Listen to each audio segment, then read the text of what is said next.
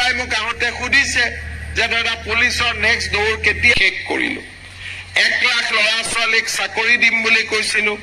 প্ৰায় ৯১,০০০ ল'ৰা ছোৱালীয়ে চৰকাৰী চাকৰি পালে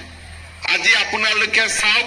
যে অসমত এতিয়া চাকৰি পাবৰ কাৰণে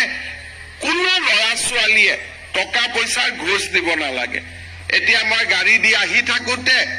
যিমান ল'ৰা ছোৱালী মই পাইছো সবকে কৈছো এই বাবাহঁত ভাল কৰি পঢ়িবি দেই কিয় মই কৈছো কাৰণ এতিয়া আমাৰ অসমখন এনেকুৱা পঢ়িলেহে চাকৰি পাব আমাৰ ৰাজনীতি কৰা মানুহে আৰু চাকৰি দিব নোৱাৰে অকল পঢ়া শুনা কৰিহে আমি চাকৰি পাব পাৰিম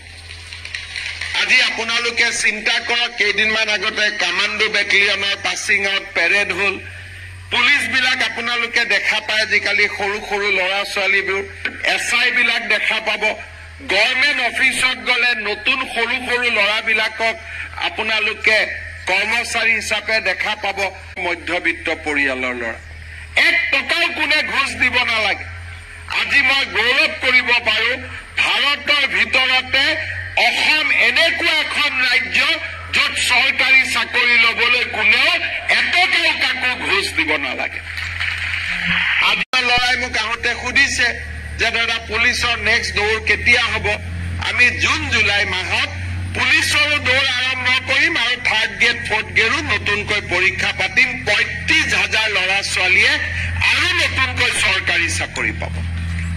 1 লাখৰ লগত হৈ গ'ল আৰু ৩৫,০০০ মই ইলেকশ্যনত কৈছিলো 1 লাখ কিন্তু এতিয়া ময়ো আগুৱাই গৈ আছো যাতে আমি আগুৱাই গৈ থাকিব পাৰো